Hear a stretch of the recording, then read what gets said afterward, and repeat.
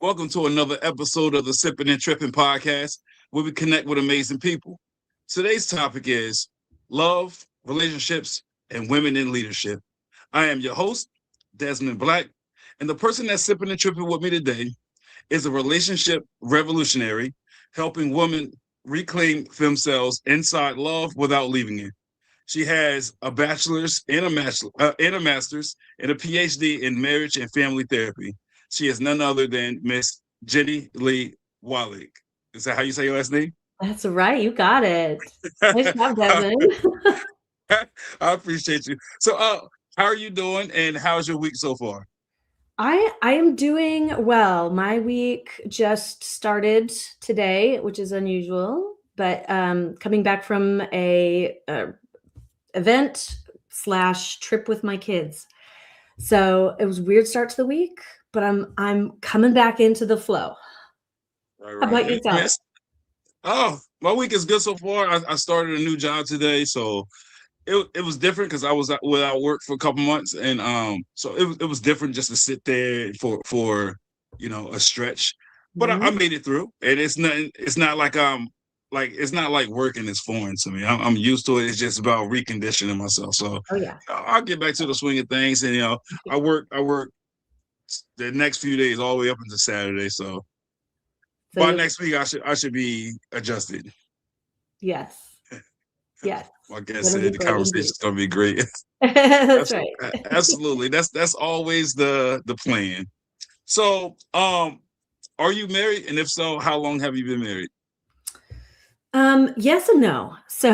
I've actually been divorced twice, if you believe it or Mm, not, which is part of why I started Powerful Love Relationships. Because even with all of my training and education, when I finally met my soulmate, our relationship was still fraught with conflict and disagreement and difference and tension, and it was really hard. We it was in many ways unbearable for a long time, um and then in a way that is different from anything I ever learned in school. I figured out how to turn it around, and we went from unbearable to unbelievable pretty quickly. It's part of our story, right? um but but it inspired me to recognize that we need to talk about and do relationships differently than most of our normative ideas say we should. So I've been with him, my soulmate, for 11 plus 1 years. mm. um it's 11 plus 1 because our first year was really awful, and then we had almost 7 years apart where we married other people, and then we finally got back together. So it's Oh, been 11 years since coming back together. Neither of us are interested in doing the legal marriage thing again because he's been divorced once, I've been divorced twice. I'm like, we don't need the paperwork.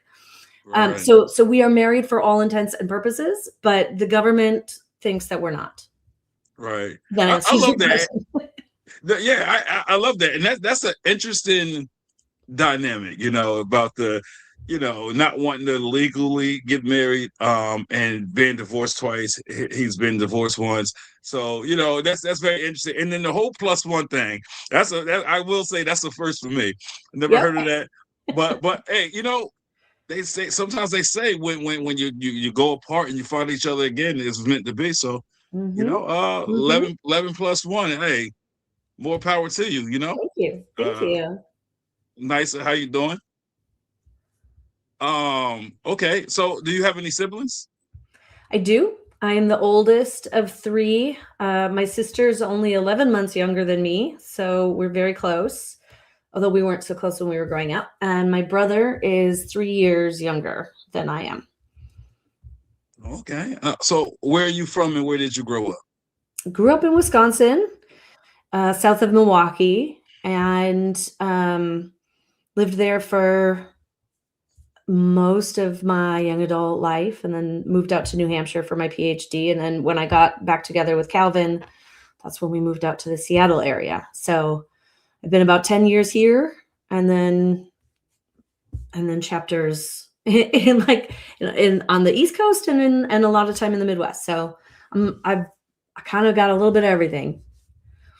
How do you like being in the Midwest? In the Midwest, I there's things that I appreciate about it, and overall, I don't love it. I I don't got love you. it. It's not I I am still culturally, working it's not as on much my a fit for me. I am still working on my travel experience. Like, I've been to 15 states, but that was my whole life. So I started over. As a family, I tried to we made a plan like 3 years ago that 2 trips a year until we touched down in every state. And the first year, like 3 years ago, we went to Rhode Island, Connecticut, right? Mhm, The mhm. last 2 years we ain't go anywhere. And then like this year, I don't know. I'm hoping to go somewhere this year because last year I was supposed to went to Texas and I was supposed to went to Tennessee, but it just never materialized. So I'm Mhm. hoping to at least do one of those this year. Maybe Tennessee. That sounds good to me. I don't know why, but it's just something that I really wanted to do is go to Tennessee. So I'm going to work on that and hopefully that comes into fruition. Yeah, make it happen. You got this. So you had mentioned kids. How many kids do you have? We have 4 between the 2 of us. Cal had 3 with his first wife, and I had 1 with my former wife. And so they are 11 and 9 and 9. Those are his 3, so twins. And my kiddo is 8. It's a full Okay. house and a busy life. I got you. Well, kids are a pain in the ass, but they're also a blessing. I have 4, You and have 4 as well? Uh-huh. yeah, ADHD and just hyperactive and not getting along. That's a lot of work. A lot of people are afraid of work, and that's the thing. When you're a parent, you ain't got no choice but to face the music. You got to put in that work. So I That got to that do is a bit right. Yeah, sorry. No, Yeah, I'm so with you. It is the hardest job, and then when you throw ADHD into and like neurodivergence into the mix, right. because that's part of our family dynamic as well. It's a whole like other. It's the next level, Got but you. the blessing is real. So this next one's a big one. Uh, are you religious? No, I'm No, very spiritual. spiritual though. Hmm. Okay, that's good. That's good. Hmm. A lot of people feel like religion is like outdated or not where it's supposed to be. So I get that a lot. That a lot of people are spiritual. For me, I just started my spiritual journey almost 3 months ago, and I've been saying it for a couple of weeks now that it's been amazing. It's been good. It has helped me stay focused and grounded a little bit more. So Good for you. it's good. It's real good.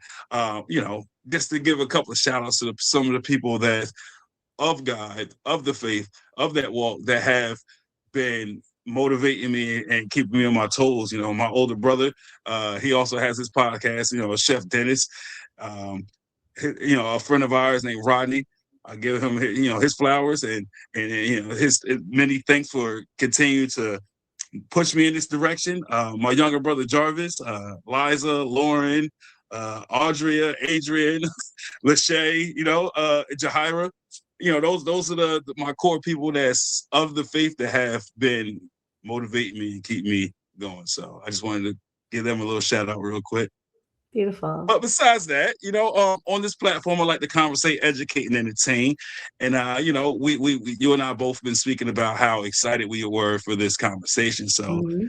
let's just get right into that. The first thing I want to speak about is, love and relationships. Now, I read on your page where you said you had a serial monogamous relationship and Yep. then you recognize and related to being queer, poly, and asexual. Mhm. Um, are you monogamous or poly? Great question. So I identify as polyamorous. That's actually how Calvin and I got back together. He was still married and I was still married when we reconnected.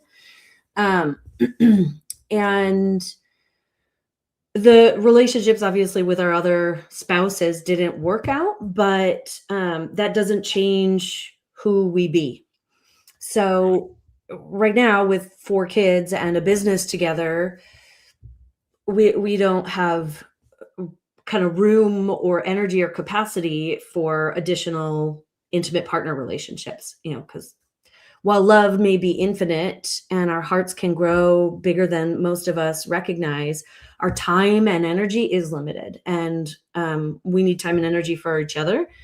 And we give a lot of time and energy to the kids and to our business. But that means, though, is that we're open to connection should it enter into our lives, and we trust that source will guide that, but we're not actively looking, nor do we feel incomplete in being with one another. So right now, we call this kind of conscious monogamy as a practice, with polyamory as an identity, with the opening to move with how love and connection show up in our life unfolding. Okay, teaching. So that's a beautiful thing. Now I know you said you wasn't actively pursuing other people, but for me, it okay with poly. But me personally, I can't be in a poly relationship. You know what I'm saying? Like not saying I'm serious with a person. I can't open the floodgates and say, hey, you free to roam. I couldn't do it. But if we just friends with a benefit or something like that, oh yeah, I'm all for that. But the difficulty with that comes with that is sometimes attachment come out of nowhere. Sometimes you both might say this is what it is. It's not gonna go no further than this. And sometimes you just connect in a way where you're like, dang, I know I agreed to this, but it sucks. Yeah, I've tried that. I tried that when I was younger, and I caught feelings for a couple of girls, and I was like, and like I never addressed it because we agreed to terms, But secretly, I'm like, this one's tough. It's a hard bullet to swallow, like.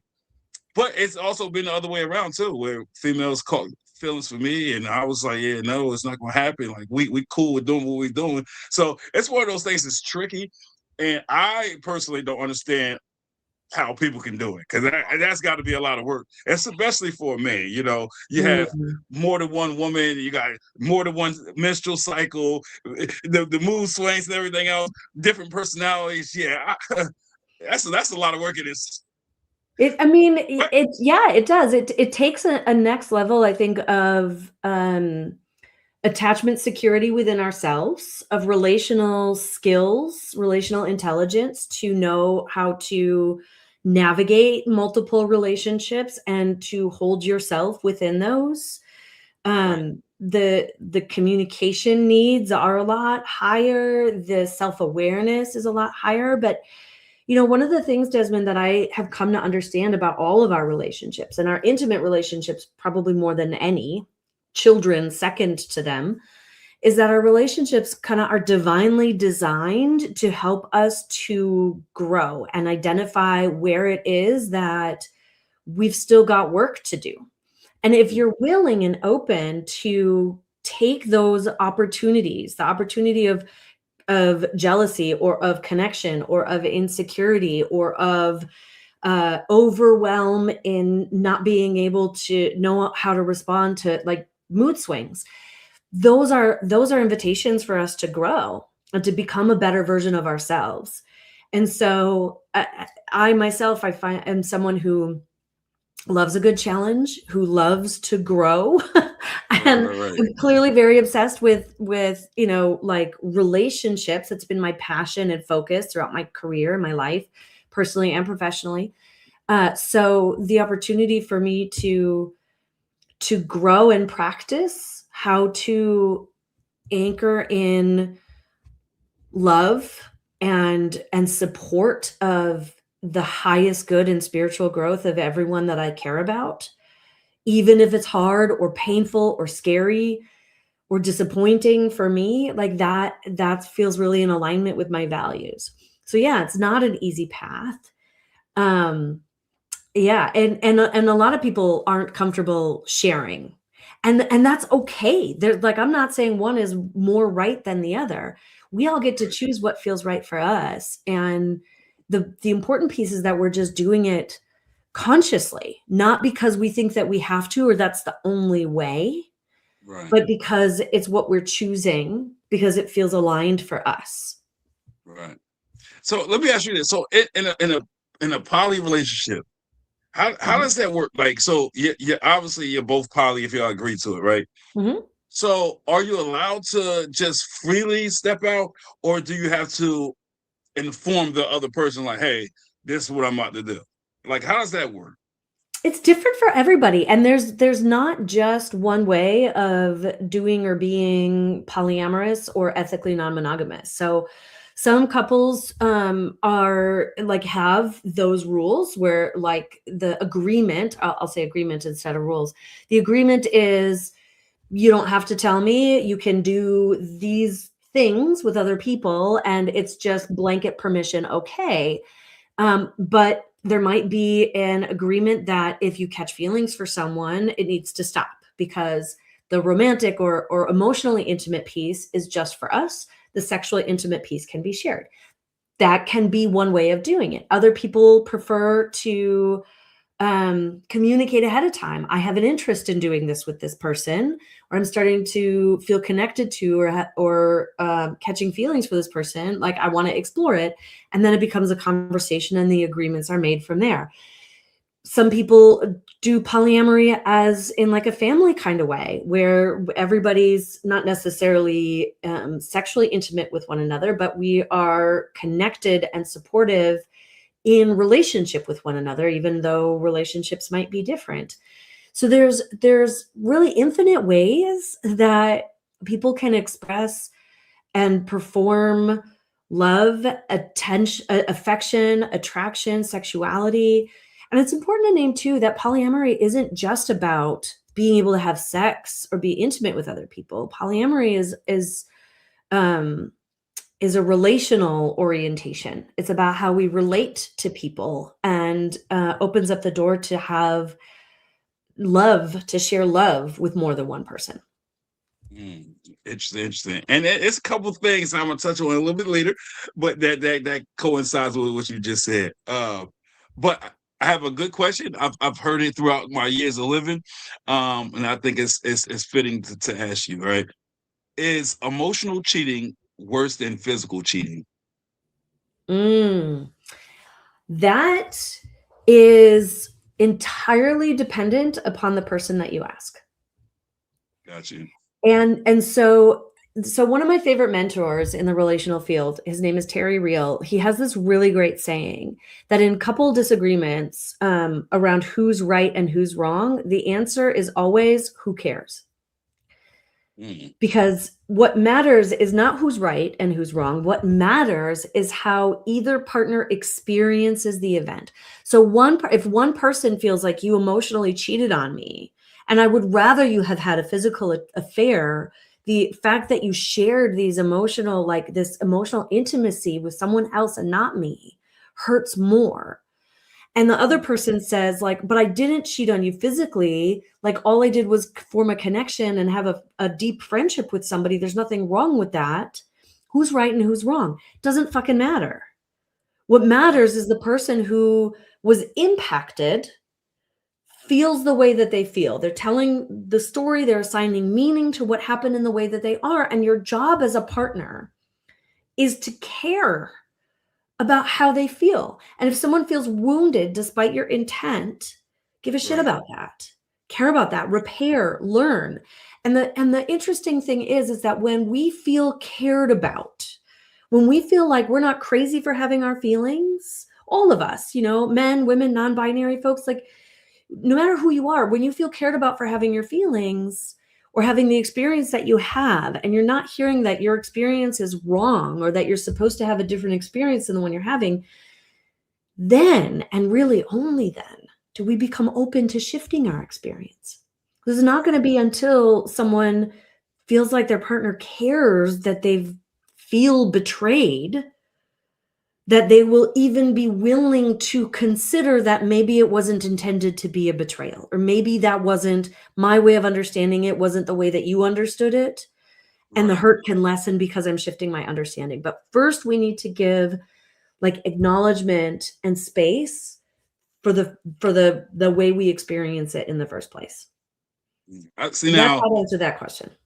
I like the way you broke that down. It just, like I said, like we was talking about before we went live, is I enjoy conversations like this. Like it gives me a fresh lens to look at things through a different perspective. So it's pretty good, and that's one thing that a lot of us, don't do is consider the emotional impact of others. right? Sometimes we stand in our own way and we say, well, I don't see the problem with it, so it ain't no problem, right? But Right. what we should be doing is speaking with our significant others or our other half, or however you want to put it, and do a deep dive in their feelings. So, I appreciate you for putting that out there, and I'm pretty sure it's a lot of viewers that's going to be watching this that will enjoy what you just said.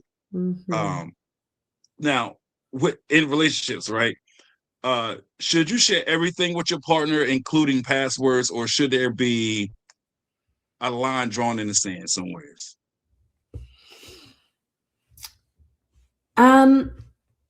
I think that there's a real need for like conscious consideration of what we're sharing and when and why. So I don't believe in necessarily hiding things from our partners. Right. And there's also a thing called unbridled self-expression, where one partner feels entitled to share all of the feelings, however they want to share them, however they're feeling them in the moment, because we're feeling them. And, as one of our listeners said, no one likes to be ignored in their feelings. Absolutely. And yet, this is a big piece of what we work with in the work that we do with our clients. Like, we all have our own shit to own. And sometimes the way that we feel and the way that we're reacting, it comes from our stuff. It's not because our partner did something necessarily wrong. So expressing our feelings, we get to be responsible for how we express our feelings, how we share information, what information we share, why we're sharing it. And I like to define love, Desmond, as the willingness to consciously respond for the highest good and spiritual growth of everyone involved, even when it's hard, scary, challenging, inconvenient, even when you don't want to. Like, that's what it means to love someone. So you think about, like, I want to share this with you, but is it going to be for the highest good and spiritual growth of everyone? Maybe, maybe not. Or I don't want to share this with you, but if you withhold this information, are you doing that from fear and self-protection because you don't know how your partner is going to react? Or are you doing that because you recognize that not saying this is going to actually be more supportive to the relationship than saying it? And that's the key. If you can get this in your relationship, like this shift from kind of automatically reacting to situations and just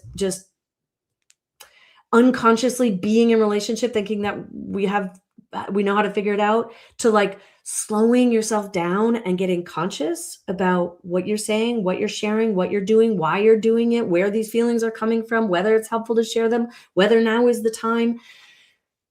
Then now you're staying in your power, and you can have a much better relationship because you've moved into a place of empowerment as opposed to just a place of unconscious reactivity, which usually comes from some form of self-protection and usually doesn't serve the overall highest good of the relationship. So again, like, my answers are probably never going to be like really black and white and clear, except to say that in relationship, right and wrong is rarely a really clear line, because we're dealing with human beings and we're all different. Right. And so the best practice is always going to be like, what is it you're trying to co-create here? What is love asking of you? Who is your partner? Who are you? What feels like it's in alignment? Are you showing up in response to fear, self-protection, reactivity, or are you showing up in a way that is loving and intentional? And if you're doing that for the relationship that you're in response to the person that you are, you're going to create something much stronger and much more beautiful than most people get to experience in their relationships, because most people aren't doing that. All right. Love that. Yeah. That's some good stuff. You just unpacked it right there. So that's pretty good. Now, this next question, though, I know it don't really pertain to you because we know how you feel about marriage, but generally speaking, right, is marriage an outdated institution? Great question. I don't know. I think there are pieces of marriage that are outdated, scripts and assumptions, and even some of the like legal systemic pieces create privilege and marginalization for some people in some places. And yet, the idea of marriage, of committing to a lifetime together, of making that like sacred bond, which is why I said that like I am married and not married, right? Because in our hearts, we are married to one another. The commitment is there. We talk about when we are going to have our celebration of love, which is the party, which is the best part of a marriage anyway, of getting married. I'll say, and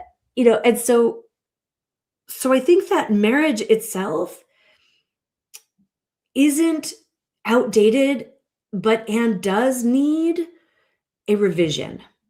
Right. Needs some updating. I'll say I agree with that. I agree with that because a lot of people have told me like, "What are you waiting for? Why aren't you married?" and yada yada. And I often tell people it's not for me. For several reasons. First, I only proposed to one woman in my life. I proposed to her twice. Just never happened. And then like from there, I just kind of lost interest in it for the most part. The first time I proposed to her, I'm trying to think. I proposed to her, and her reaction was just like dull. It was like, oh, that's it. And I was like, what do you mean? And she was talking the size of the ring. Oh, you know what that did to my pride? I said, I'm oh, that's what sure.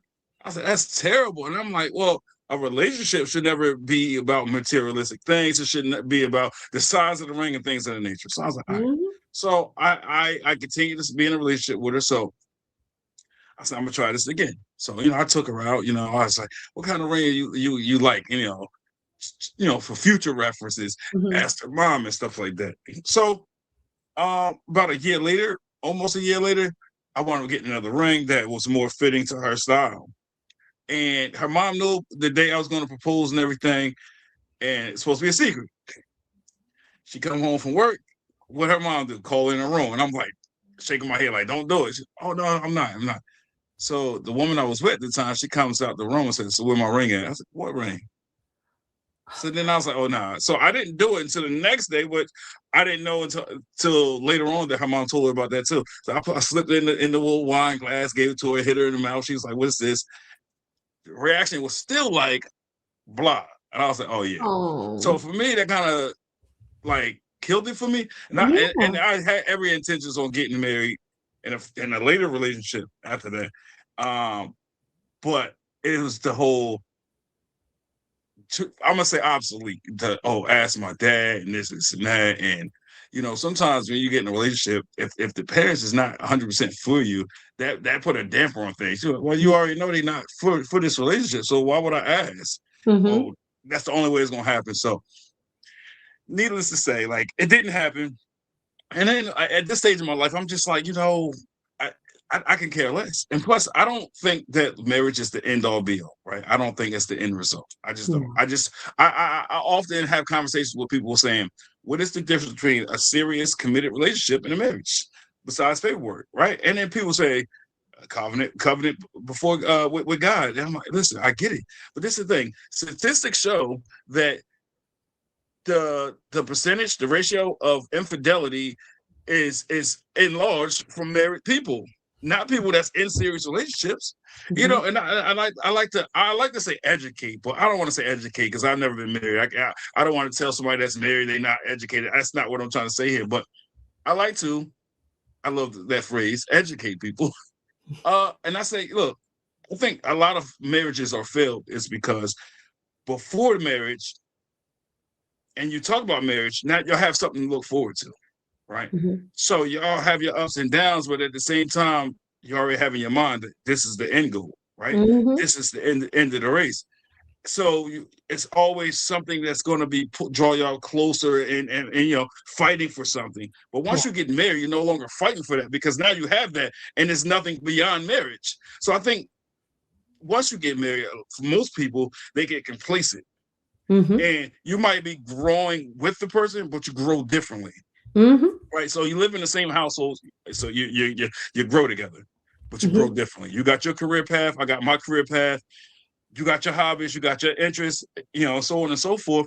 And it's just like you might be stuck with your past traumas. This person might be ready to move on from it. So you deviate, and it's like now without that incentive there, that oh, I want to get married, I want this prize right here. Without that, it's like every day is like Groundhog's Day, Yeah. And I think that's where it comes from. But like, and I tell everybody, you don't believe me? Do the research. You go to the library, you can go to Google.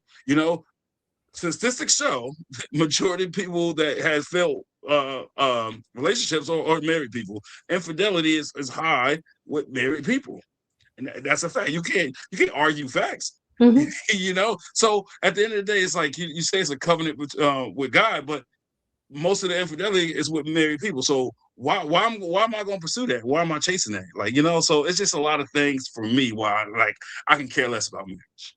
Makes sense. Mm-hmm. And then also in marriages,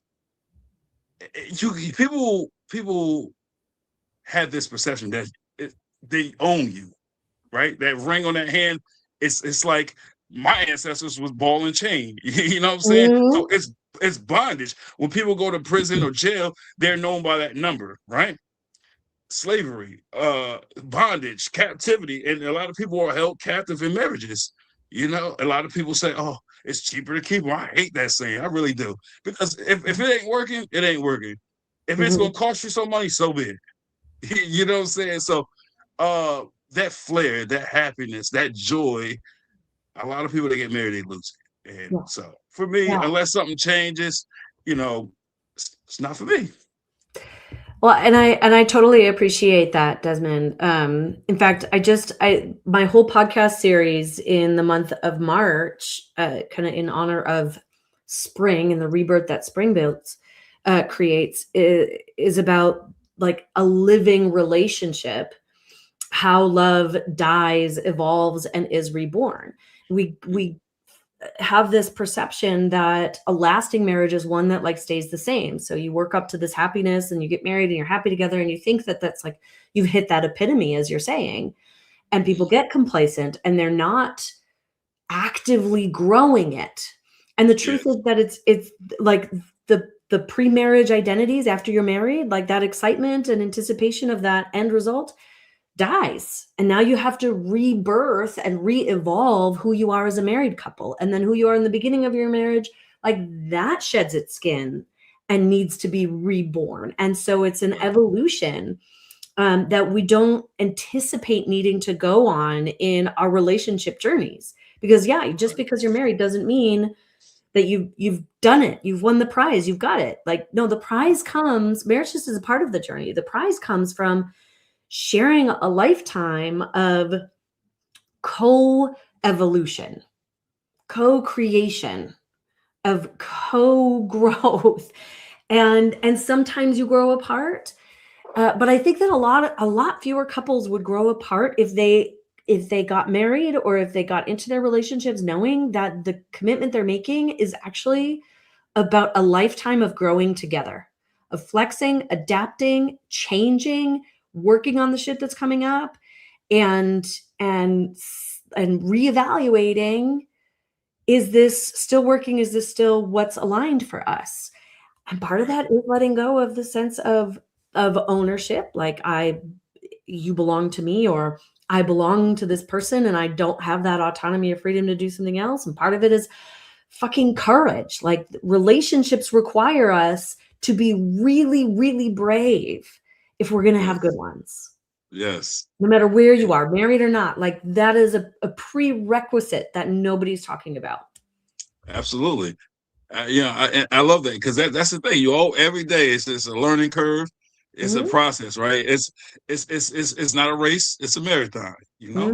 And when things get tough, you don't supposed to shy away from it or run from it or distance yourself. Nah, that's not how that works. And that's another thing when we was talking about marriage. The vows get broken every day, for better or worse. A lot of marriages, when their significant other gets sick, the other one be so quick to want to leave.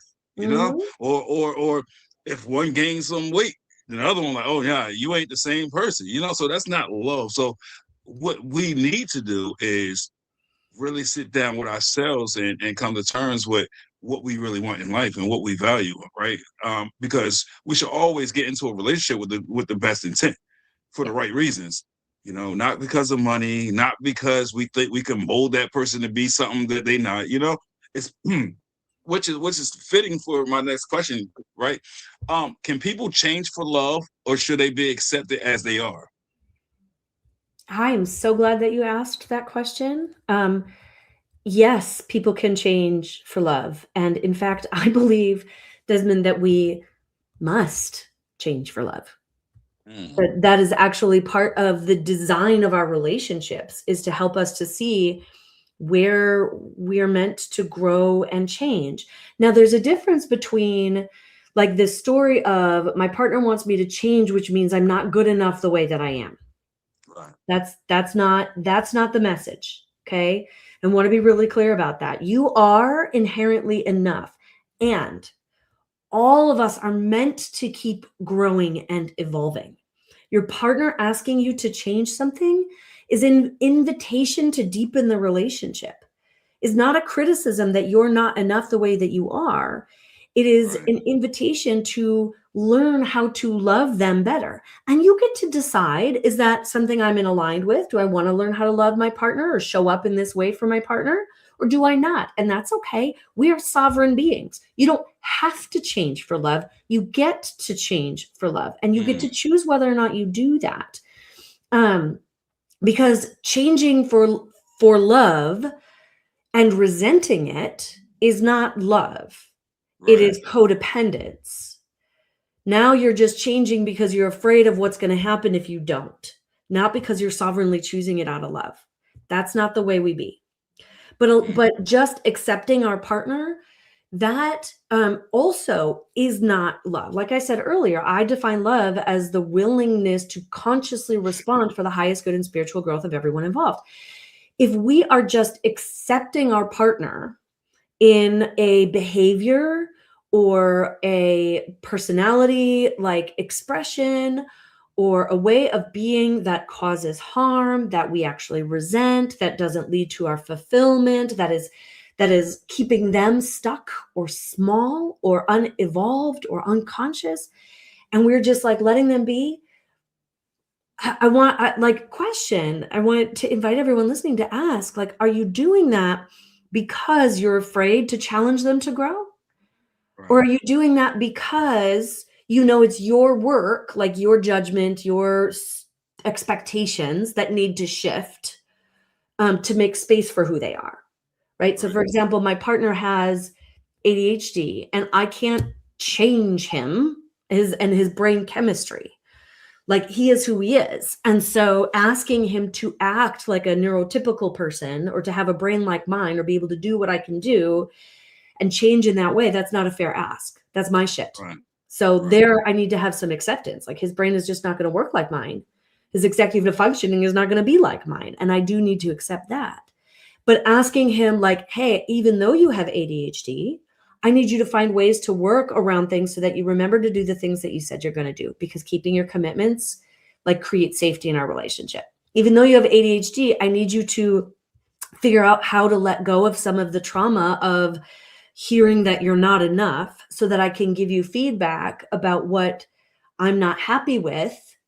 And you can receive that without like coming back into your little boy self and getting like really defensive and angry and butthurt because you think it's unfair that I'm having feelings, right? And like, so how you manage your ADHD, I can ask him to change that. So we're asking for behavior changes. We're asking for changes in how the relational dance plays out.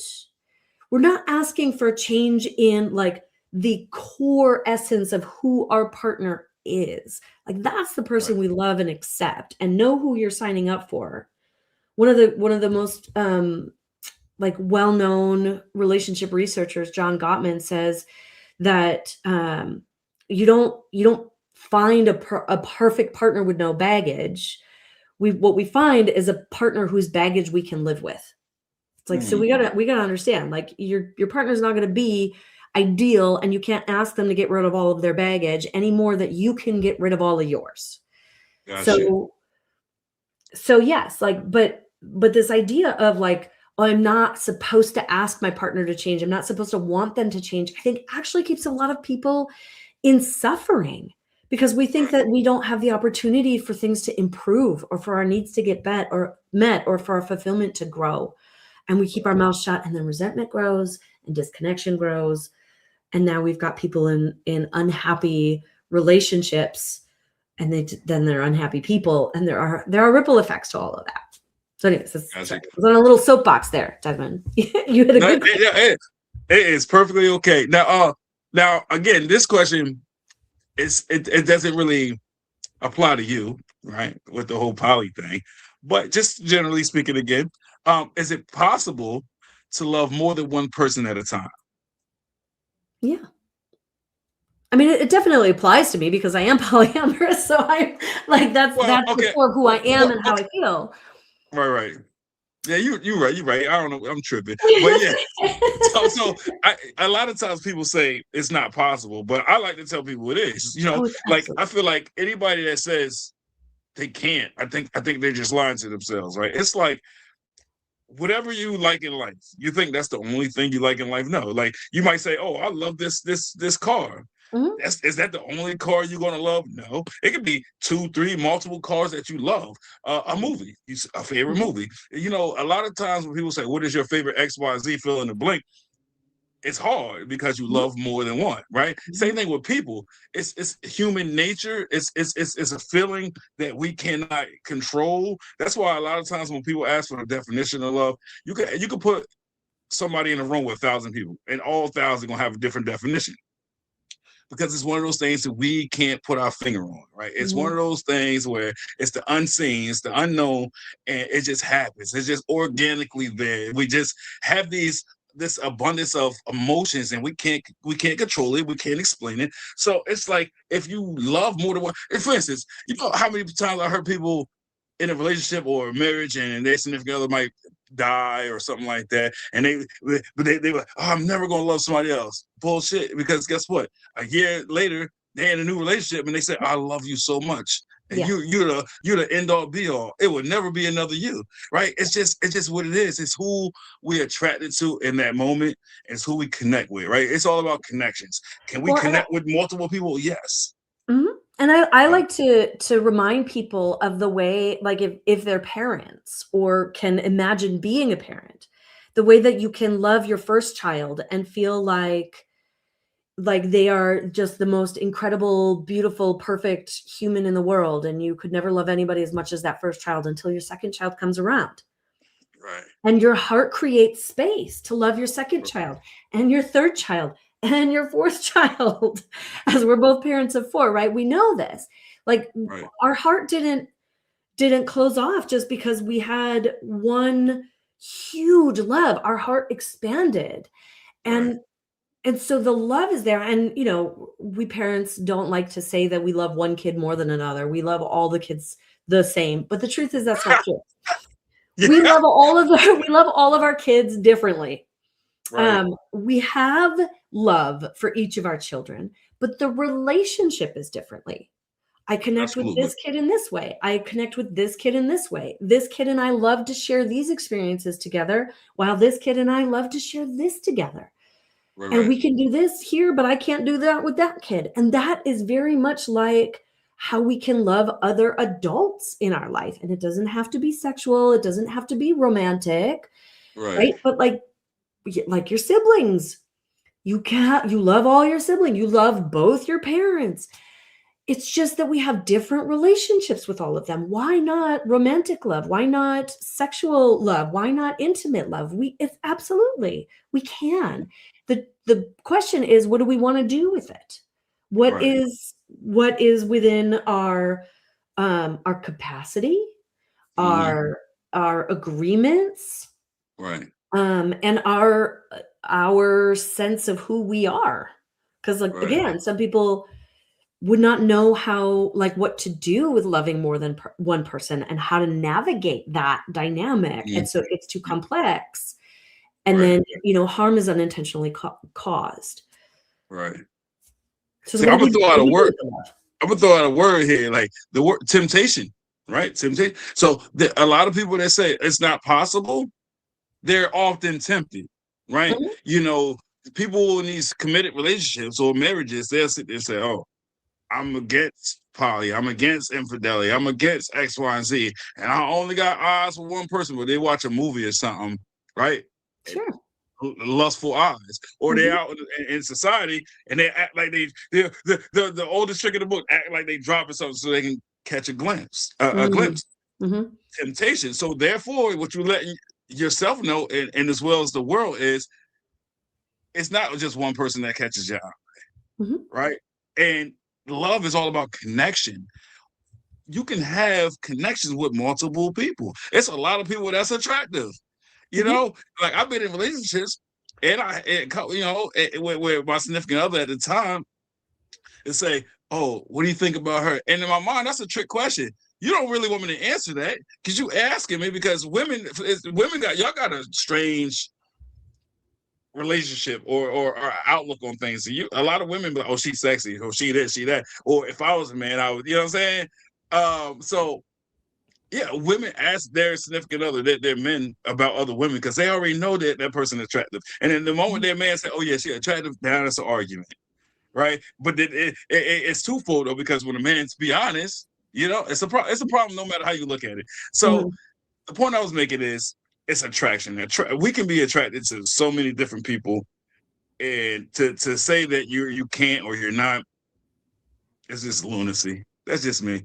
It's just about having self control, right? Mhm. So the appropriate thing, like, yes, she's attractive, but like I'm committed to you, and I won't do that. Right? I Mhm. will not step out on you, but Mhm. she is fine as hell. Mhm. So Yeah. that's that.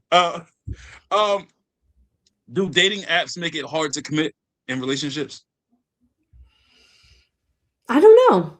I think, it's interesting more and more, like, dating apps are how people are finding partners and Mm, relationships. right. I imagine the that it's kind of dependent upon the person and their own ability to, like, commit. So Right. if the dating app is like makes it feel like it would be really easy to just go out and find another person or to find a hookup or, to to, see what other fish are in the sea, so to speak, that's a decision. That's a commitment issue in my mind. So I think dating app opens up in our very virtual world right now. It opens up a lot of possibilities to find people you might not otherwise find and connect with. But Right. then it's like, again, what do you do when you have found that person? And like are you in the story of I could just find another, or are you telling yourself I've decided that I want to pursue a relationship with that person and then shut the door to other Right. possibilities? Right. Right? Because, like, all of the dating apps are open and available to me. And, certainly when Cal and I are fighting, there's a part of my brain that goes, I just want to find someone else. I could just, and I have that permission to, right? Like, maybe I should Yeah. just try to find someone else who knows how to treat me better. Right. Because when I like to say that, um, an active brain or an activated brain is a little insane and we shouldn't believe everything that it says, right? So, like, when we're activated, when we're upset, when we're flooded, we think all kinds of crazy thoughts, temporary insanity.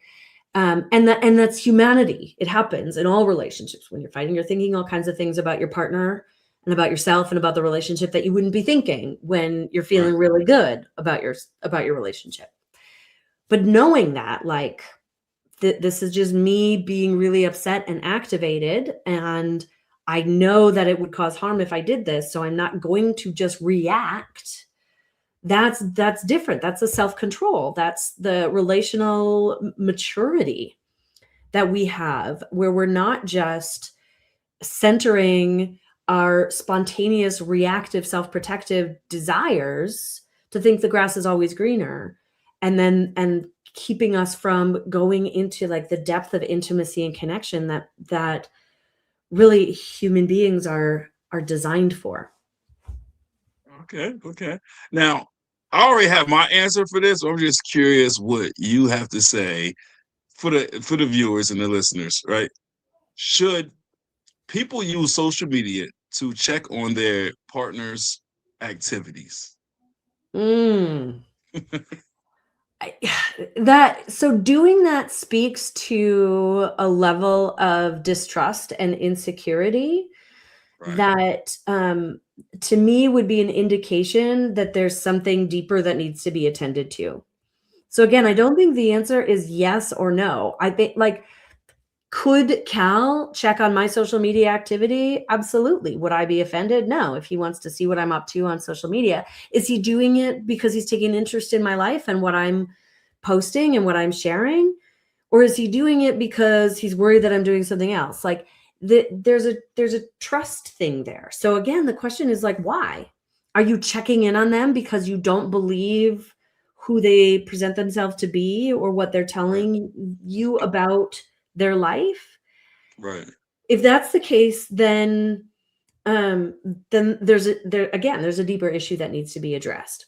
Or are you doing it just because you feel like you've had past trauma and this is your shit, and they have not necessarily demonstrated any reason to just trust them, and you're just like now kind of snooping because you're looking for something? Our brains are going to find what we're looking for because we can twist information in lots of different ways. If you are curious or if you feel distrusting of what your partner is really up to, talk to them about it rather than going to look for evidence to prove yourself right. And also, if you are in a partnership where it's not okay for all of your social media, which is available for the world to see, to be seen by your partner, and you would be offended or upset because your partner checked it out, then that suggests that there's something going on with you that's keeping you from like being really truthful and aligned with your partner. And that is an invitation to examine something. I got you. But I'm gonna say for the men or women that use their significant other social media to spy on them, check on them, things of that nature. That now we're going into the realm of power and control, right? Yep. It's like, what are you doing? Like for me, that would never work. Like when you actively, especially if you don't have passwords. Well, I asked you that question before. If you don't have passwords on your social medias or your phone, and they're constantly going in there and just messaging people or pretending to be you, Oh that yeah, is that's not crazy to okay. me. Yeah, that kind of stuff is not cool, Or sometimes it might be like, oh well, like I'm gonna tell her this because she gonna give me shit if I tell her the truth, even if it's Mhm. on a minor scale. It might be two men hanging out together, but you say, oh, it's something for work because what she want to do is something together. You really don't want to do that, but you don't want to argue by saying I'm not doing that. I don't want to Mhm. be with you at this moment. So it could be something like that, and a woman going into, oh, you lied to me, this and that. So it's like sometimes women create these unnecessary problems. Because I know, women deal with a lot more emotions than men. We all know this, and it just, it's the sensitivity is heightened, and men, we look at it like, oh my god, like that. It's so small. It was so minute. Why is she so furious? Why is she so angry at this small little thing? But that's the thing. For men, what we look at as small, you women look at as monumental. Sometimes. So it's one of those things where at the end of the day, you got to sit down with yourself and your significant other, and that's when you go through these things. And that's why it's very important to know your personnel before jumping into a relationship, right? Mhm. You get to know each other, right? Because we don't do that these days. We jump headfirst into relationships because of lust or appearances and things of that nature. We don't take out the time to get to know that person for who they are. So now we in a relationship, and it's like now we facing that brick wall. It's like, dang, it's either shit or get off the pot, right? It's Mhm. like you got to react fast. So if we take the time out to get to know each other beforehand, it makes it easy for us to navigate through difficult times like that, right? You know who this person is, you know what that person like, what they don't like, and then it just makes your life easier. But like you said with the marriage, it needs to be restructured, right? Mhm. Need to be rewired, reprogrammed, because we just got to take out that time. Like back in the day, like our parents and stuff, it was different, much different relationships. Like the Oh, whole yeah. courting and all that stuff. We don't do that these days. It's just Mhm. different. So Mhm. I got Yeah, it. the getting to know you part often happens after the relationship has already been established. And But see, now you try to play catch up though. Once the relationship Mhm. is already established, now you're playing catch up, and it's like those building blocks should have been in place already. Now it's like you stumbling and fumbling, like you like, you got to think on the fly, and that's when a lot of mistakes happen that way, Yeah. Yeah. right? So, yeah, I think regardless of the path you take, like when you hit those stumbling blocks and you need to slow down to get to know your partner, right? Right, And it brings me back to this, like, who's right and who's wrong, who cares piece. right. That um the point is, let's figure out who my partner is. Let's Mm-hmm. honor how they experience the world. Right.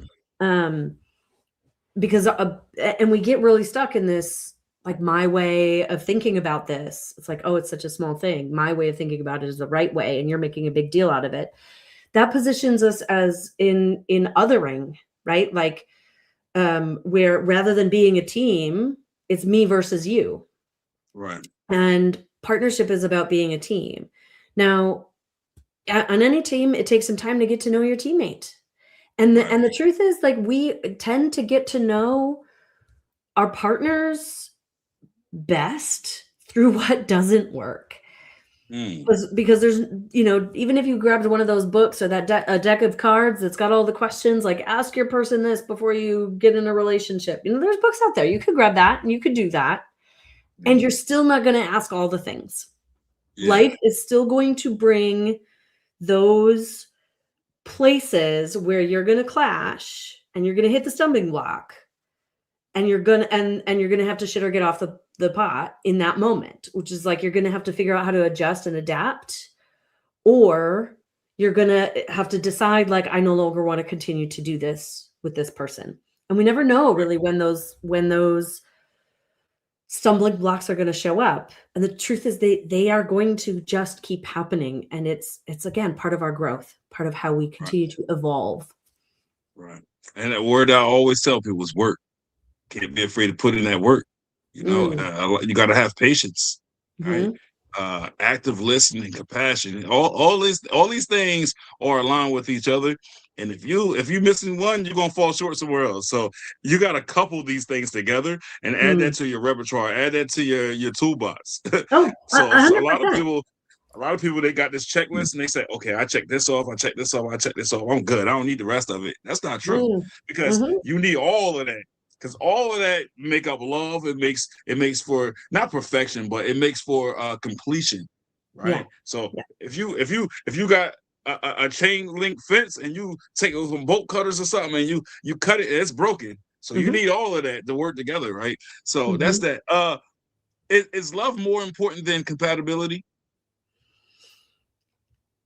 Yeah, I think so. Mm, Um, compatibility is, we have lots of stories about compatibility, right? In the beginning of my relationship with Calvin, he would have said that, well, yeah, he said that we weren't compatible because we were too different. I was too emotional and too serious, and he didn't get me, and he just wanted things to be easy, and I liked to do a lot of talking, and he would rather not have talks and hard conversations. And he was black and I was white, well, is and am. um, and I come from this family and he comes from this family, and I'm neurotypical and he's neurodiverse, and I mean, just like so many differences between us, that, like, the one place that we were felt easily compatible in the beginning was in our sexual attraction. That wasn't enough. right. But the thing is like, all of those differences became opportunities for each of us to grow and become even better. And there's really good research by the Gottman Institute that's found that 69% of couples' problems are unsolvable problems. They're incompatibility problems. 69%. 69. Oh, damn, that's high. That's high. There's the majority of the problems that couples face are because we just disagree. We're different.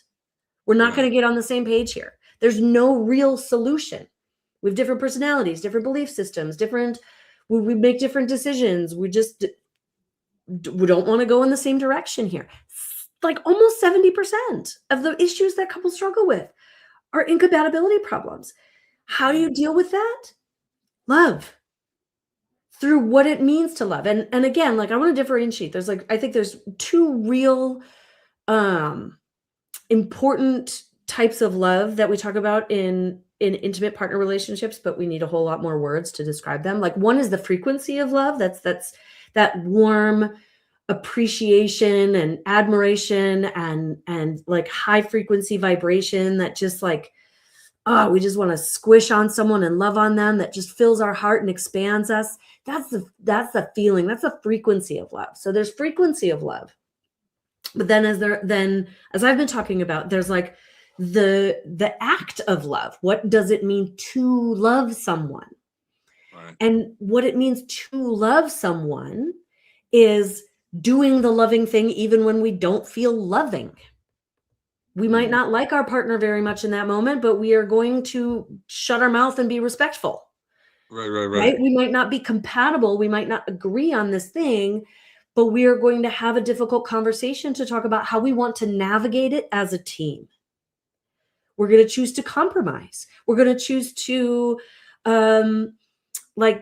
live it, like we're going to choose who our partner is, even though it's not our ideal or our preference. Right. Would I prefer that Cal not have ADHD or not have had trauma in his past that affects how he shows up sometimes? Of course. But I'm not going to change those things. So I choose those things, and we use love, active love, to navigate. Would he prefer that I'm not like a perfectionist and strong-headed and not a great listener of him and his opinions sometimes because I always think I'm right? Of course. But that's a tough one though. Yeah, that's tough. It is. And I work to take steps to become aware of and shift how that shows up between us. But we use love to like work on that, what could be storied, what we could tell a story about. This means we're incompatible because I don't like football and he loves football, because I love to go camping and he can't stand camping in a tent. Right? There was a time in my life when he told me like, there's no way I'm ever going camping with you. And I was like heartbroken. I thought it's never going to work because I fucking love camping so much and he's never going to go with me. Like, how can I share my life with someone who's not going to come camping with me? Right. Like, yeah. but love, and truth be told, he's gone camping with me a few times. He's evolved in such a way. He still doesn't love it. And so I don't love spending money on a hotel when we could wake up outside in a campground, but on our road trips, sometimes we do a little camping in a little hotels. We navigate that because it's a loving thing to do. And so that's why I would say that love conquers incompatibility all the time, if you're choosing it and doing so consciously. But I'm not talking about love like the squishy feeling, like I love you, and so even though we're incompatible, it's just going to work. I'm talking about the hard work of choosing love, even when you don't feel loving. Even when it's not easy. I guess, like we said earlier, that's patience and dedication. That's a lot of hard work, so that's that. Should you prioritize chemistry or intellectual connection? It depends on who you are and what feels like more of a priority to you. What do you enjoy more? So if you was teaching a class or you was doing an engagement speaking, and that question was asked, and that's what you would say to the masses? It depends on the individual. That's what I would say to the masses.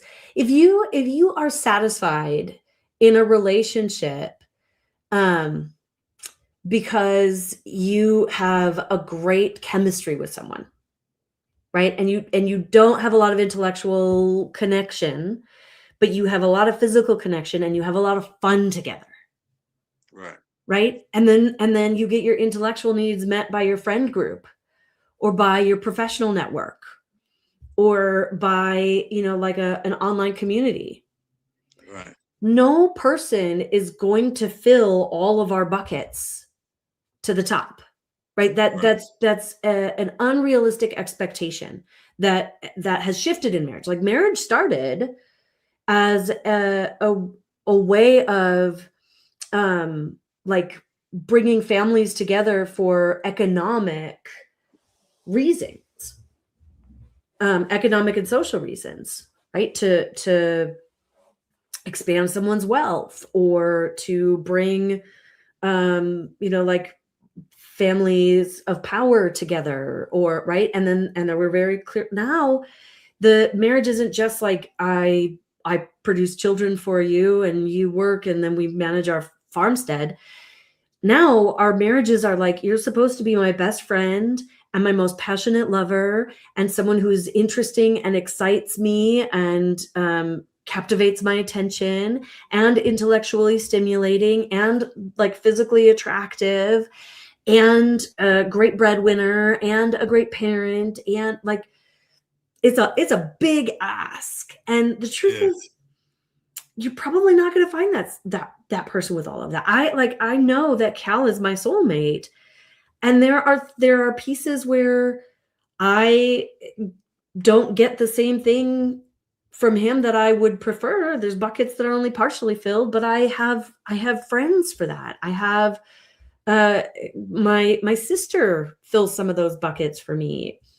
If he wants to watch football, he got buddies that he gets to watch football with, right? Like, so yeah, it really depends on your priority. Right. If you can connect really intellectually with someone, but there's no chemistry, that might not work for you. As someone on the asexual spectrum, like I am,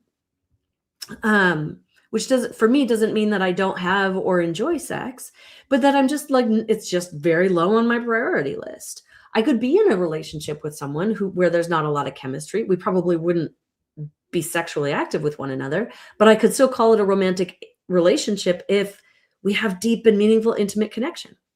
So really does that come from the perimenopause, or that was embedded in you for a very long time? Oh yeah, that's been with me for a really long time. That's a whole other story and journey that took a long time to come to terms with. Yeah. Got you. Okay. So you were speaking about marriage, right? So is it necessary to live together before marriage? I don't think it's necessary. Again, I don't really think or talk in extremes. But my personal opinion is that it's really helpful because there's a lot of dynamics in how we relate to one another that don't come out until you're sharing space with someone day in and day out. And if you've not gone through that before marriage, then the fantasy of like, oh, we're married and now we're going to have this beautiful, perfect time together might crumble very quickly. If you go in and you get married knowing, okay, we're going to have an adjustment period and there's probably going to be some bumps in the road and that's normal, then it might be okay because you're mentally prepared for this is going to take some adjustment and it might feel really sucky and I might not like it for a while with my new spouse. But most of the time when people get married, they don't want their like honeymoon phase after the actual marriage to be really bumpy and a struggle to figure out how to meld together, how to do a dance together, because you've been dancing solo for a long time and now you're trying to dance with someone else who's got their own way of dancing. You're stepping on each other's feet and it's not a fun dance. And it can be really easy to like tell a story about not marrying the right person. And that's not it. You guys are just adjusting to a very typical developmental piece of bringing two cultures of being together and figuring out how they're going to work. So, and that's the one thing about, the religious aspect of marriage that I don't agree with, because it's like, all these people, I ain't gonna say these people, when we as Christians, we say you get married.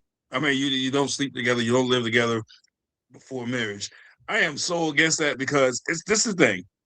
Before you have that live-in experience, it's easy to put up a facade. Mhm.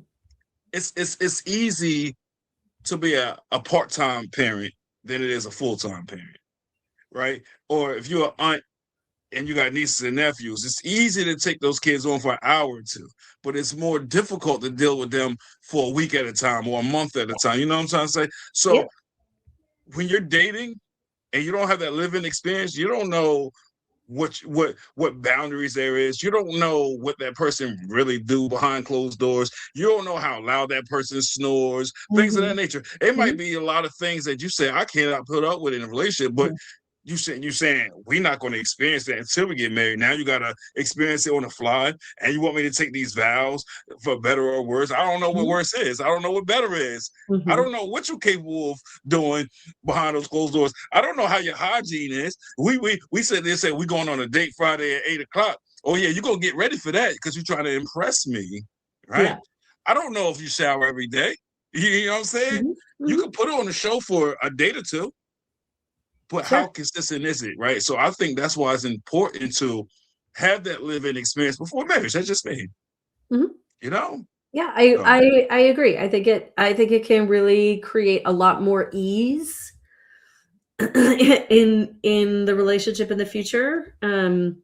Because too, like marriage can, yeah, growing together and learning from each other absolutely is what we're doing always at every stage of the relationship. But what I have found is that when people like kind of seal the deal with marriage, there's a new level of pressure. And right, our minds start freaking out a little bit because we start thinking like, "Oh shit, is this gonna be how it is forever?" Like, "Oh no, I signed up for this?" And so all of a right, sudden you're learning all these things about your partner or your spouse now that you didn't really know was part of the package, and now instead of it being something that you get to consider whether or not you want to sign up for, that you get to talk about and work out, our brains see that as a threat because it could now be the life we have forever. And so for those of you who are listening, if you do make that choice, just know, if you know going into it, like, yeah, it can still change. You can still work it out. It just might feel different on the other side of marriage. And if your belief system and who you be, your culture allows you to try out the relationship by living together before getting married, it can help clarify a lot of things, and it can help like smooth the way and give you some of the skills that you need to handle all the other like life challenges that are going to come your way inevitably through the course of sharing a life together. Because success in marriage is not about finding the right person. Success in marriage is about being the right person, knowing mm, how you show up and how you're going to respond when challenges come into play, when life throws a curveball, when your partner changes in a way that you didn't expect, when you learn something about them that you weren't aware of previously, when kids come into the picture and now everything is different, when perimenopause shows up and now your wife feels like she's a little nuts, or a little more nuts than she was, which is not, I don't mean that in a misogynist way. I mean that in a lot of the time men have the story that their wife is nuts. Ladies, you're not nuts. You are valid, and so are all of your feelings. Um, it's just like we need to know, we need to have the skills to be able to navigate that so we can grow together and learn from each other throughout the lifetime. And that, that's why I'm so passionate about like mentorship and speaking and educating around relationships, because these are skills that affect every area of our life right, for our whole lives, and they are our legacy. If you're going to have children, right, we teach our children how to do relationships, and nobody teaches us how to do this. And it's not something that we just are good at because we found the right person, or that's just going to work because we found the right person. Because life changes and people change and circumstances change, and we need to know how to be the kind of person who knows how to choose love, who knows how to navigate these things, who knows how to be in partnership through all of the changes and the bumps in the road. Got you. What role does jealousy play in a healthy relationship? I don't know that jealousy has to play a role in a healthy relationship. Jealousy is going to come up on occasion. It's this weird emotional mix of insecurity and fear and missing out, and sometimes possessiveness and distrust. Like it's a strange emotional experience that warrants some unpacking. So I think in the most resilient relationship, when jealousy comes up, the role it plays is as an indication, like a flashing pay attention light, that there's something to be unpacked and healed, whether that's for one partner individually or whether that's in the relationship dynamic. So jealousy doesn't have to be there. Like, jealousy is not an indication that I love my partner because I'm jealous of them having a best friend or being friends with their ex, or right, like getting to spend time going out and I'm not with them. That is actually an indication of some distrust and some insecurity. So let it teach you.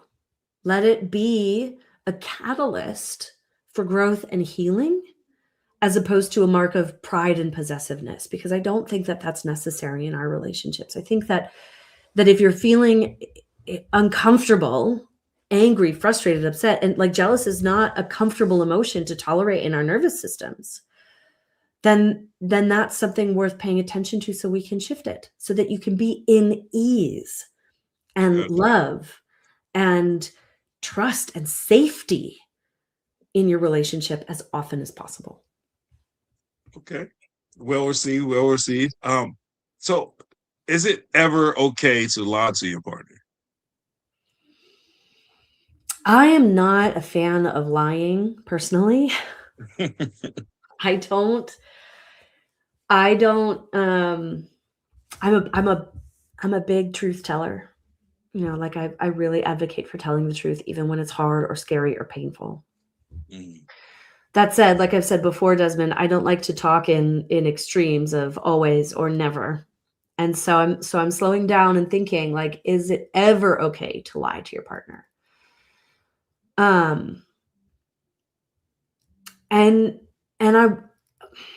I hesitate to say this, but I want to say that there may be times when not telling the whole truth to your partner serves the highest good and spiritual growth of all involved.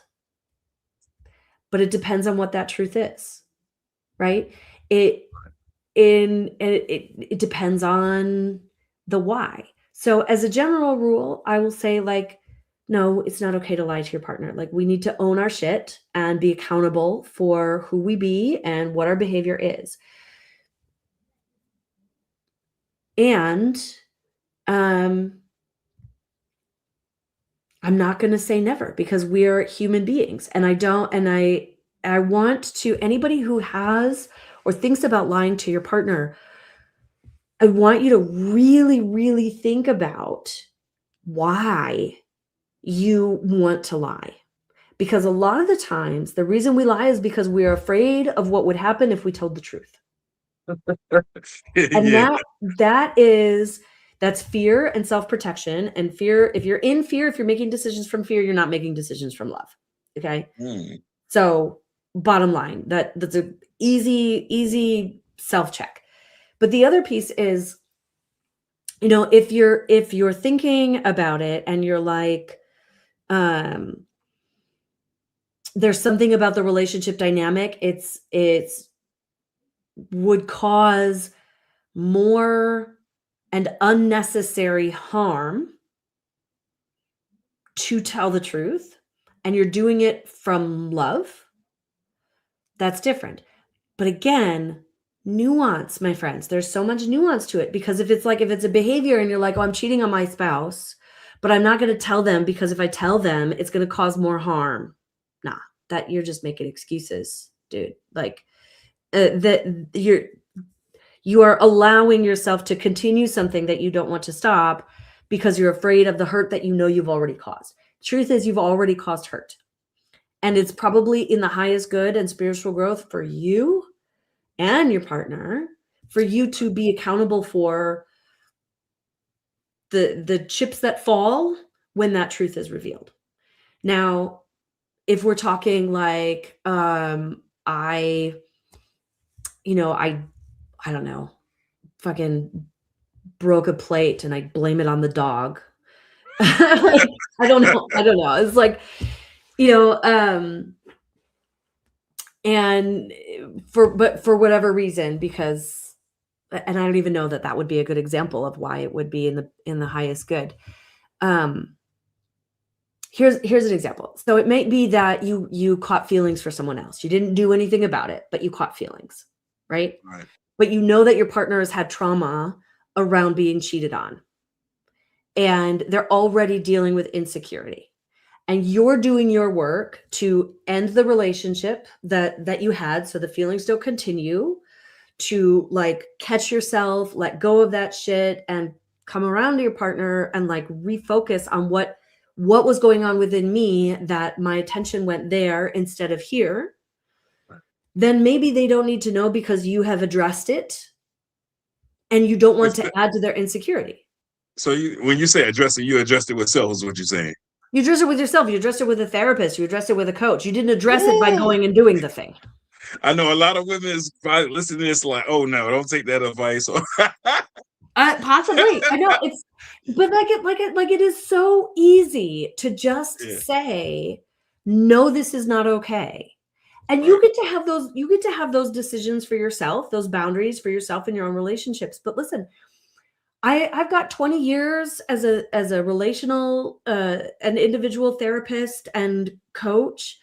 And I've studied human behavior at length, and we are fucking complicated beings. Right.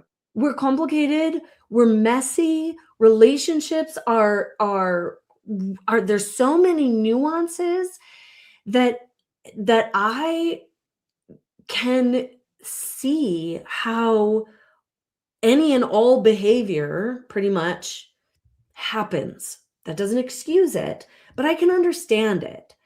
And again, like, I'm personally, and this is my value, and any listener can disagree, like, I'm always coming back to my definition of what it means to love, not love the frequency, love the action, the thing that we do.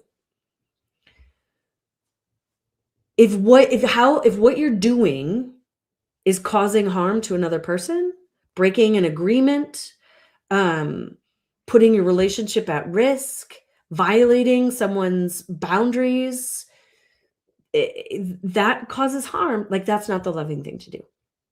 Right. But there may be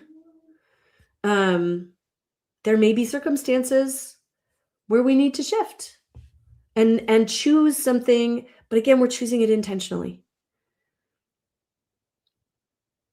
Don't do that. Secrets shouldn't happen in a relationship. It's going to affect the partner. I hear you, Allison. I really, really do. And I agree. Ideally, they wouldn't. And nuance, complexity. Then what do we do about it? And why? Why are we doing about it? Again, I know that this is not a common viewpoint. But the more that we can make space for compassion and perspective taking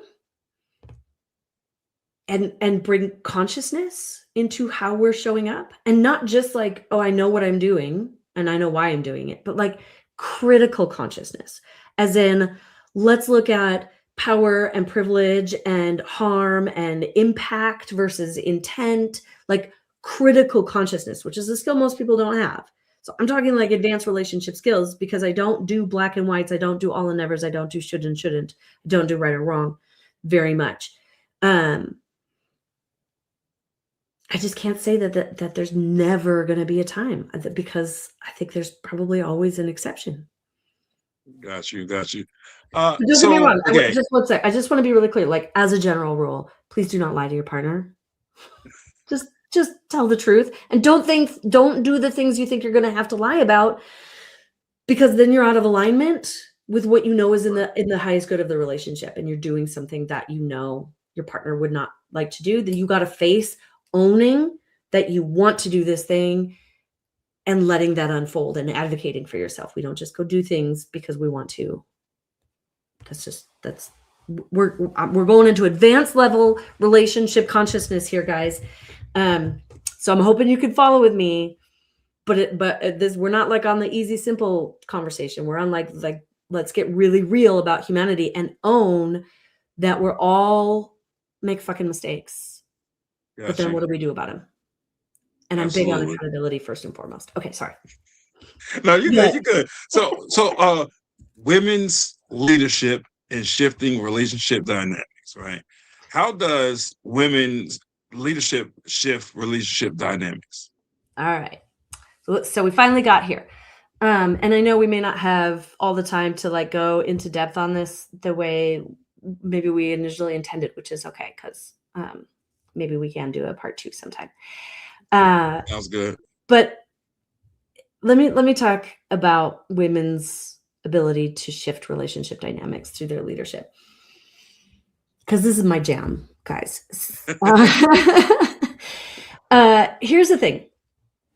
First of all, I, as a relationship revolutionary, one of the revolutions I want to create in our relationships, aside from redefining this idea of love, which I've talked about several times, is shifting away from the idea that it takes two to change a relationship, right? That each of us has both power and responsibility and accountability for how the relationship is and how the relationship can become. Okay.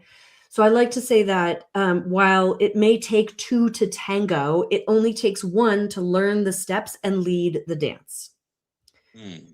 If you want to change a relationship, change who you be, how you're showing up, because we respond to one another. It's back and forth. We influence one another all the time. You're already leading your relationship. The question is how. Is it consciously and intentionally, or are you just leading it through your reactions? Because when I react this way, they react that way. And then when they react that way, I react this way to them, which causes them to react like this. You change one person's response in the cycle, in the pattern, and you're going to get something different in the cascade of interactions after that. So I talk a lot about women's leadership and women's ability to create change in this dynamic, not because we should or are supposed to be the ones to do this. No, it's not fair that we already carry more relational labor most of the time. It's not ideal that just women are leading change in relationship. We need our spouses, our men, our women, our non-binary spouses. We need our partners to be in this journey with us, ideally. But the truth is, culturally, where we are right now in our, in a lot of westernized, industrialized societies, in our human consciousness, is that we women tend to already be carrying the relational labor, already be holding the role of the person who's trying to ask for change, trying to make things better, trying to get our spouses or our partners to step up and grow with us, trying to have those hard conversations. That's often the women's role, because we are programmed for the kind of social, I'm losing the language because this is perimenopause brain fog happening right now. This is fun.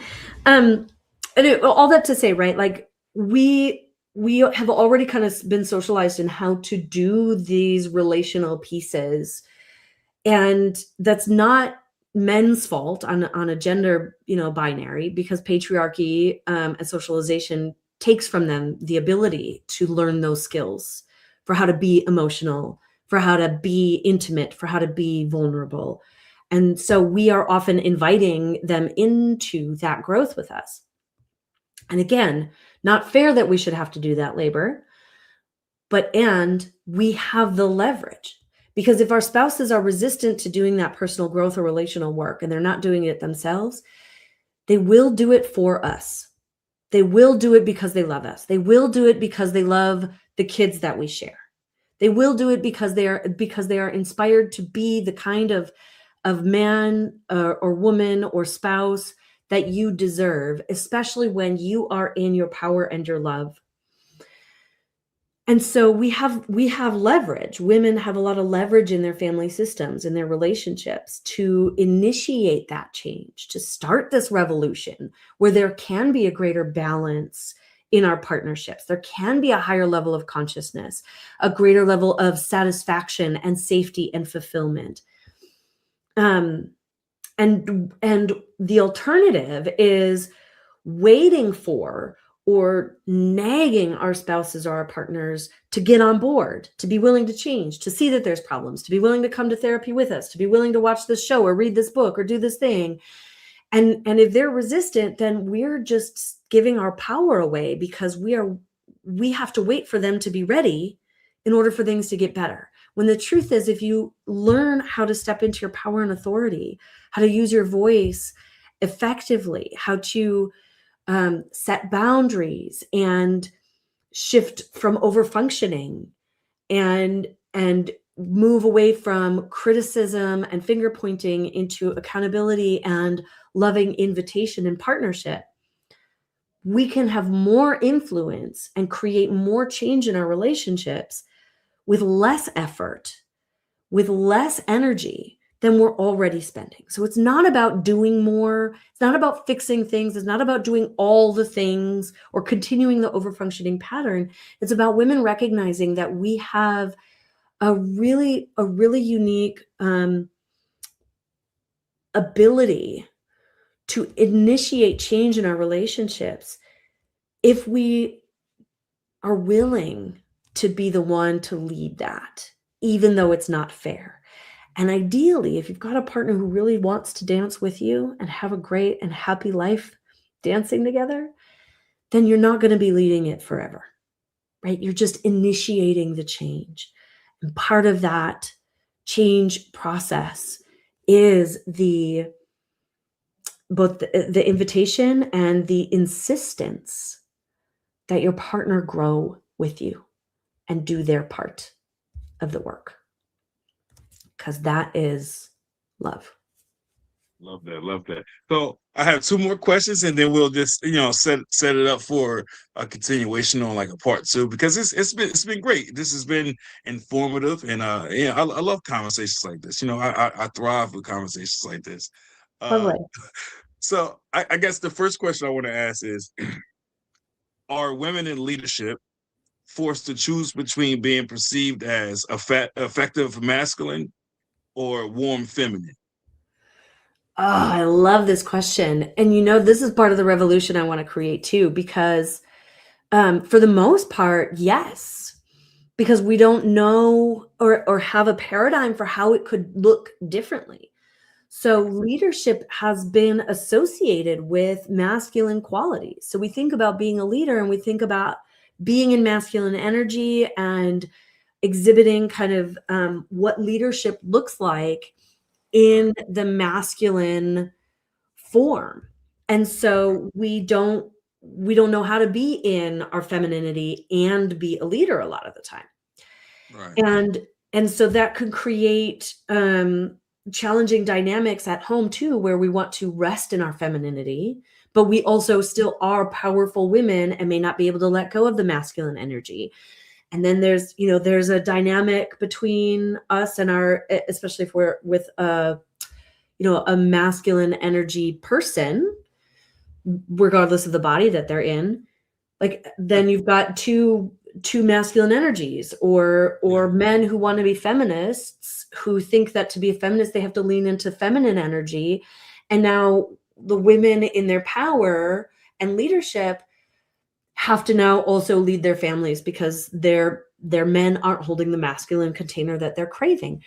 So I would love to support couples and see culturally this movement, and it's happening a bit in younger generations, but I would love to see more of it accelerated, where we get to keep the beautiful polarity of masculine and feminine in our relationships, but we find a way to integrate who we be and what it means to be in that energy, and who, like, and in leadership, right? So can we be leadership and still be feminine? Can we be feminine and strong? Can we be masculine and vulnerable, but still contain the masculine energy?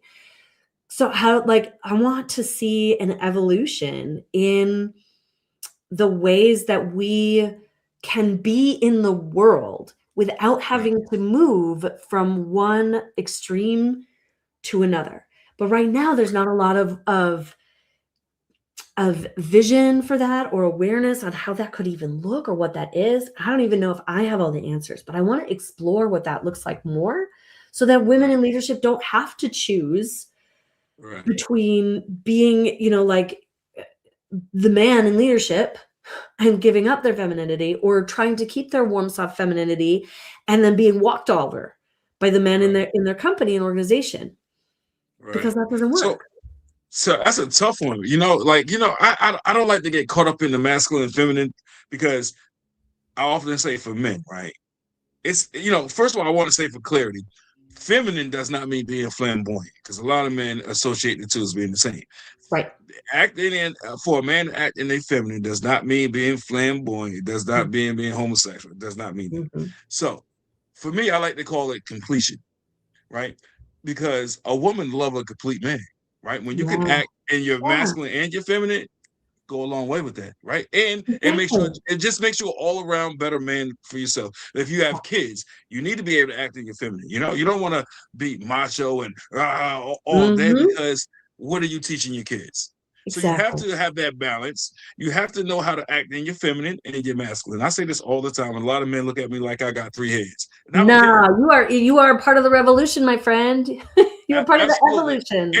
And the thing is, when women hear me speak this way, they say, "Oh, where the rest of the men that's on your level?" I can't answer that. It's just, you live and you learn. And I've been around a lot of women. I've been with a lot of women. And it's just like a lot of things that I like to draw from a woman, right? It's in rap music and just, it's sayings out there where they say a man gets their game from a woman, right? It's the truth. We always try to study a woman. A man always want to know the ins and out of a woman, right? And vice versa. A woman always want to figure out a man. And it's like, that's like a competition type of thing. It's borderline. And we should stop doing that and just embrace each other and just live for love. Yeah. When you were saying you don't know what that looks like, it's love, right? Where a woman shouldn't have to be in a feminine and worry about a man walking over them, right? It shouldn't be like that, because when you're in a relationship, you're supposed to be equals, right? That's your counterpart. And once you start seeing each other as equals, you won't get walked over. Whether it's the man walking over the woman or the other way around, you won't get that, because going into a relationship, going into life, it should be about love. That's how we brought into the world. Right, from a woman that nurtures us and brings us and makes us who we are. A man couldn't be a man without a woman, right? And as I've been doing, it's the last day of March. It's Women's History Month, so I just want to give you your flowers and your just due for all the contributions you have done as a woman, right? As a parent, as a wife. My flowers go to you, and I appreciate you for everything that you do in this world. Right? Because we all got a purpose, and we all got good qualities and good things that we do. So I just want to do that for you real quick. But again, that's what we need to do. We need to show more love. We need to walk in love, and the world be better off. It'll be better off. I agree. And I appreciate you naming this as wholeness or completion, because we all have both masculine and feminine within us. And I think that, like, you know, part of my revolution, this relationship revolution that I'm so committed to, is a great global healing from separation into wholeness through love, right? Which is exactly what you're talking about. And I just want to add, Desmond, that, like, as easy as it is to say, like, it is love, like the how is love, there's still that we still need to have a picture of it, because the truth is, like, the patriarchal separation is so ingrained, we're so indoctrinated into it, that we don't often even see it. Right. So my partner, Calvin, is a trans man, and he spent 36, 37 years of his life engaging in the world, being interacted with as if he were a woman. And so as such, when we first started learning about the impact of patriarchy on relationships, he didn't associate with that. He's like, I'm not like cisgender men. I'm not like most other men. And in many ways he's not, because he knows a lot more than most men would about what it is to be a woman in the world.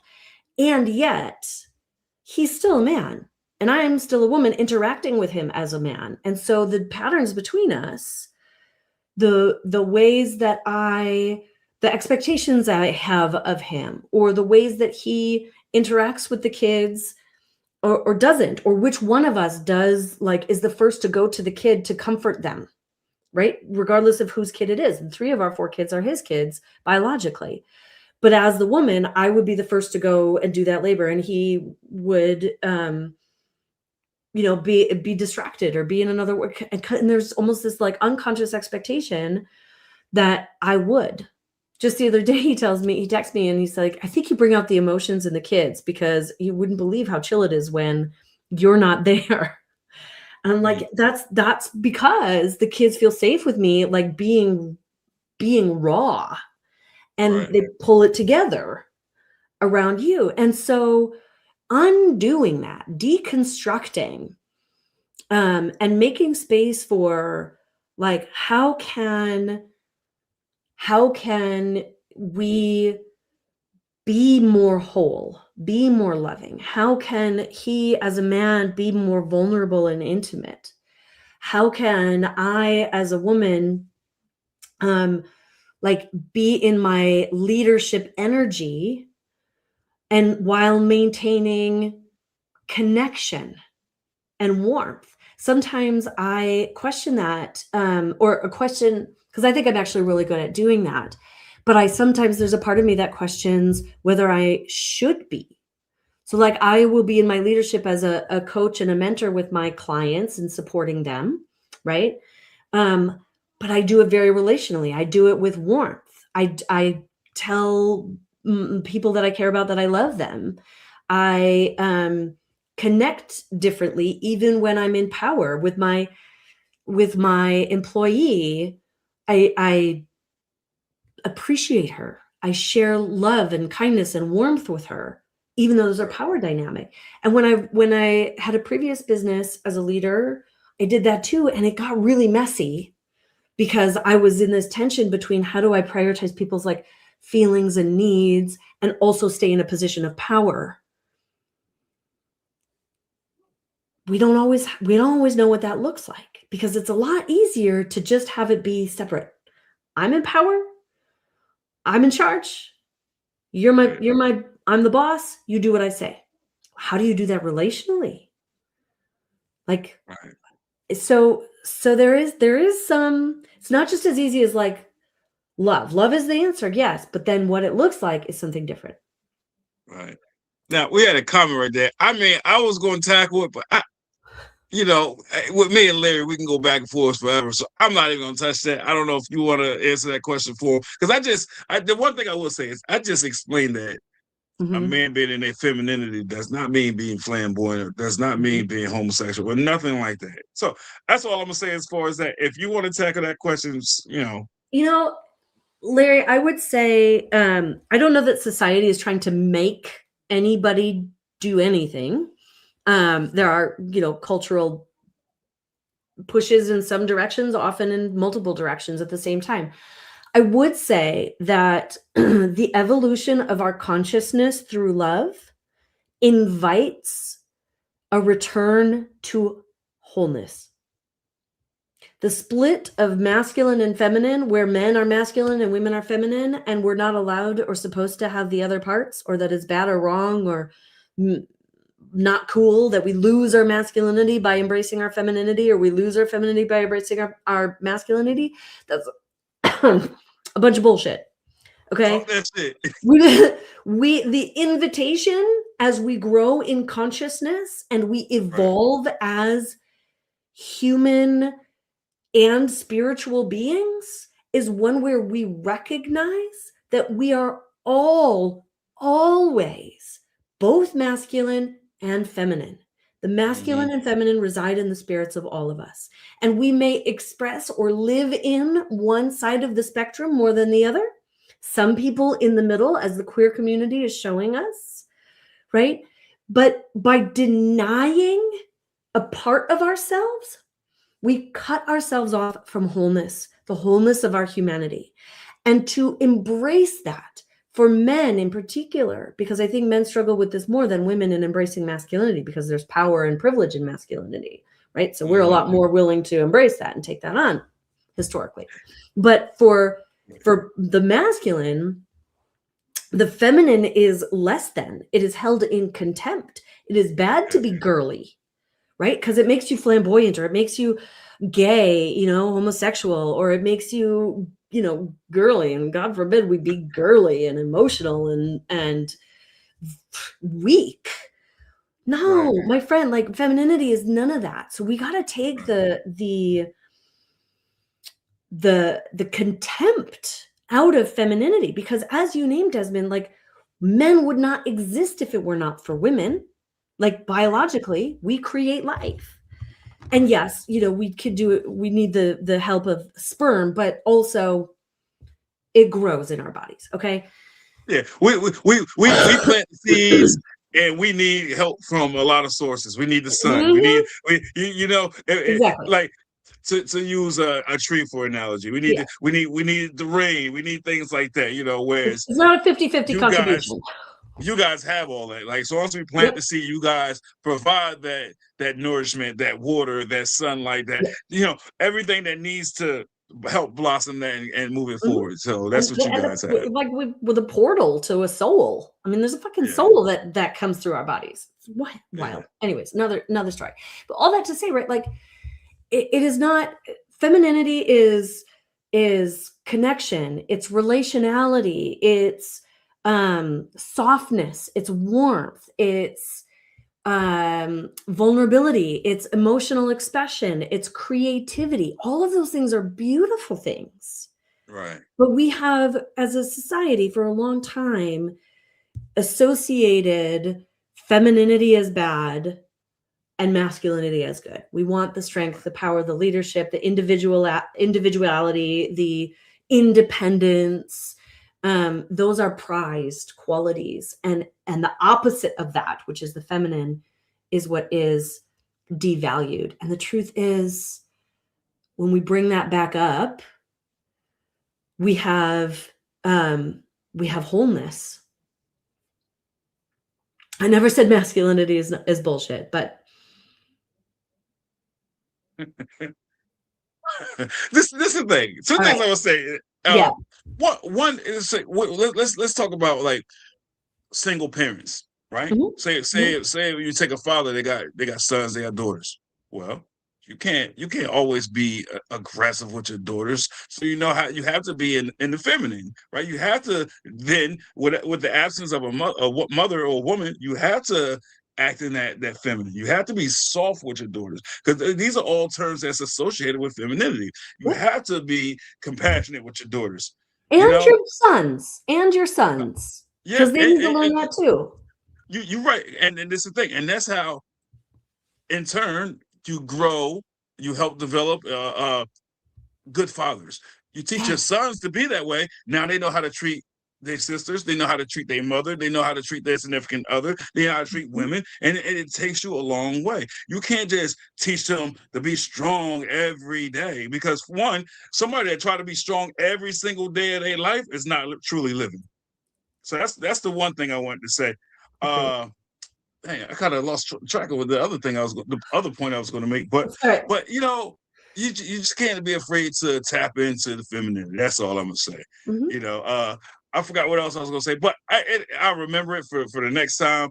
But yeah, that's the thing. I just want to break free from the stigmas and the societal norms, because Mhm. that's what's bullshit. When Mhm. people put you in a bubble and say, "Up, there's your ceiling. You can't grow from there. You can't. You done hit it. You gotta come back down here." No, there's no growth in that. It's no Yeah. growth. Oh, that's what I was gonna say. This is the thing. You could take this man and put him in a relationship with somebody, right, with a woman, and have him just be aggressive every day. Shut up. Go make my food. She might stay with you, but I guarantee you one thing: when you acting that feminine with her, you be soft with her, you be kind and gentle to her, chivalry and all that stuff. I guarantee you, no matter if it's a woman in the streets, a woman that's street smart, I guarantee you, take any one of those women and you will go further in that relationship once you act in that feminine. That's what I'm gonna Mhm. say to Larry on that. It's a positive. That is a superpower that a lot of men don't have. Mhm. And once you tap into that space, you have a superpower. It makes you superhuman. Mhm. So that's all I'm gonna say Yep. as far as that. So Yep. anything else you want to say before we close out? Yeah, I would just add, like, acting in that feminine does not negate your masculine. Right. You can continue to be strong, Mm-hmm. right? And soft at the same time. You can Mm-hmm. hold the container for her emotional, like, fluidity, wildness, and Right. do it softly. And she's going to be madly in love with you, as opposed to just shutting down. I heard once someone describe feminine energy like the flow of water, Mm-hmm. right? With our emotions and our creativity and our energetics. And masculine energy like the container, like the banks of a river. And when you have masculine energy that can be the banks of the river, and that feminine energy can flow within it, you have this beautiful synergy of strength and fluidity, and that we can hold that within ourselves, and we can hold that relationally. But banks of the water does not mean that we are totally rigid and unflexible. It doesn't mean that we are trying to squeeze her into something small. It doesn't mean that we are not allowed to shift or change or evolve as well. And that's the embracing of feminine in it, alongside also holding on to your masculine. Got you. So I just read that.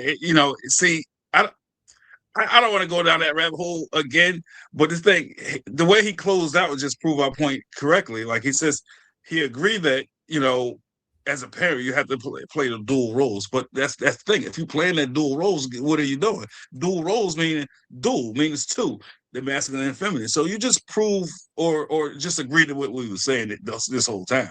So I mean, I'm not sure where you was going with that, but that is going to conclude today's episode. We hope that everybody has gained some wisdom, some knowledge, felt encouraged, enlightened, all that good stuff. Continue to like, share, comment, and if you haven't already, subscribe to the channel and stay up to date with all the new content. Because I'm gonna keep doing this, man. Because I love doing it, and my followers they enjoy tapping in and leaving feedback and things of that nature. So until the next time, Jeni, stay Thank blessed and you. enjoy the rest of your day. You too. Thank you so much for having me on your show. Anytime. And we'll definitely talk about, the follow-up piece, because I had a lot more material to cover. But we still didn't we just scratched the surface with the whole leadership and the whole dynamics of relationships. Also wanted to talk about how women bring their spouses into growth and healing. And then you kind of mentioned it earlier about how it's unfair how women are have more relational labor. So I also want to tap into that a little bit. But yeah, we'll stay in touch, and we'll definitely set that up. Sounds great. But enjoy the rest of your night. Get something good to eat, and Thank stay you. blessed. You too. Thanks, Desmond.